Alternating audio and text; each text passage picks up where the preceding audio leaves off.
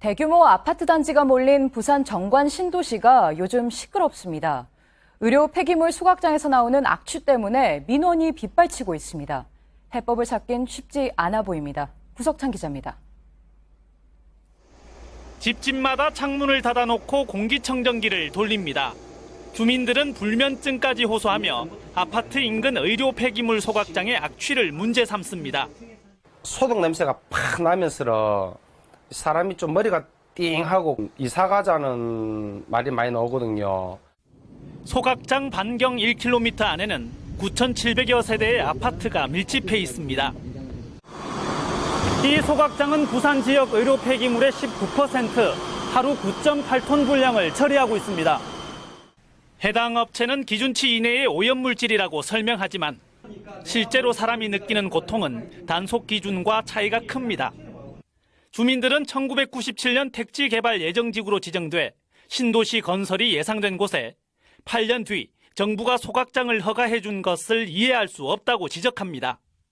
가동 중단을 포함해서 시설 폐쇄까지 저는 해야 된다고 생각합니다.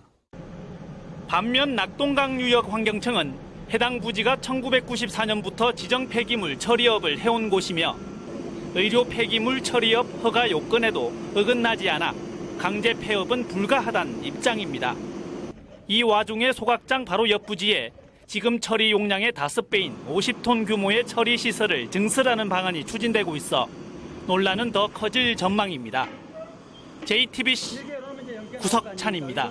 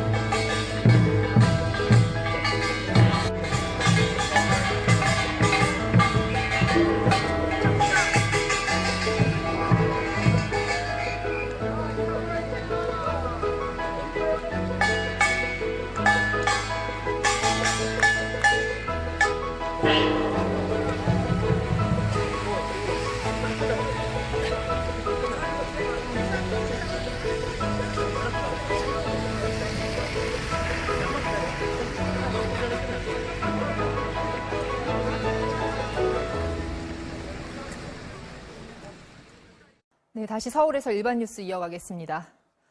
최근 재활용품 처리 문제로 혼란이 빚어지기도 했습니다만 병원에서 사용하는 주사기와 알코올솜 같은 의료 폐기물을 버리는 문제도 심각한 상황입니다. 소각해야 하는데 소각장의 처리 능력은 한계에 도달했고 아무데나 버리는 병원도 적지 않습니다. 윤정희 기자입니다. 서울시 단속대원들이 쓰레기 수거 차량을 멈춰 세웁니다. 실려있던 종량제 봉투를 찢자 성인용 기저귀들이 잔뜩 나옵니다. 최소한 20개 가까이 되겠네.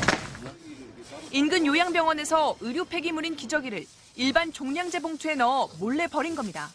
다른 병원의 재활용통에선 환자들이 사용한 소변줄까지 나옵니다. 춘천의 한 쓰레기장에서도 인근 병원에서 몰래 버린 피 묻은 주사기와 수액병들이 잔뜩 발견되기도 했습니다.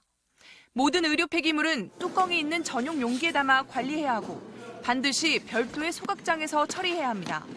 그러나 일반 종량제 봉투에 버릴 때보다 처리 비용이 20배는 더 들다 보니 영세병원에선 돈을 아끼려고 꼼수를 쓰는 겁니다. 일선병원은 처리 비용이 너무 비싸다고 항변합니다. 최근 의사 김모 씨는 의료 폐기물 처리 업체로부터 비용을 2배 인상하겠다는 통보를 받고 고민에 빠졌습니다. 갑자기 가격을 2배 정도 인상하더라고요. 다른 업체에서는 전혀 받아주질 않고 어쩔 수 없이 기존 업체와 다시 재계약할 수밖에 없는 또 다른 그 폐기물 업체들의 또 다른 갑질이 아닌가 싶습니다. 병원과 보건소 등 6만 3천여 곳에서 배출되는 의료 폐기물을 처리하는 소각장은 단 14곳뿐이기 때문입니다.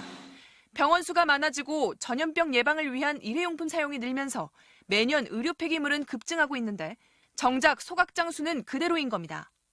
저희들이 그 가격 인상 안 한 지가 하여튼 한 10년을 안 했어요. 그런데 지금 한 2, 3년 전에 일부 조금 올린 거는 있어요. 공정거래위원회는 이미 2차례 의료 폐기물 처리 업체들의 담합 행위를 적발했고 최근 비용 인상에 대해서도 조사를 하고 있습니다. 하지만 소각장 증설이 주민들의 반대에 부딪혀 번번이 무산되다 보니 업계에선 의료 폐기물 발생량이 현재 최대 소각량의 96%에 다다랐다고 보고 있습니다.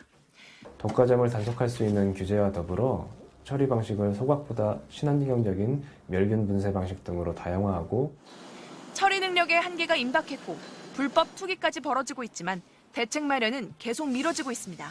MBC 뉴스 윤정혜입니다.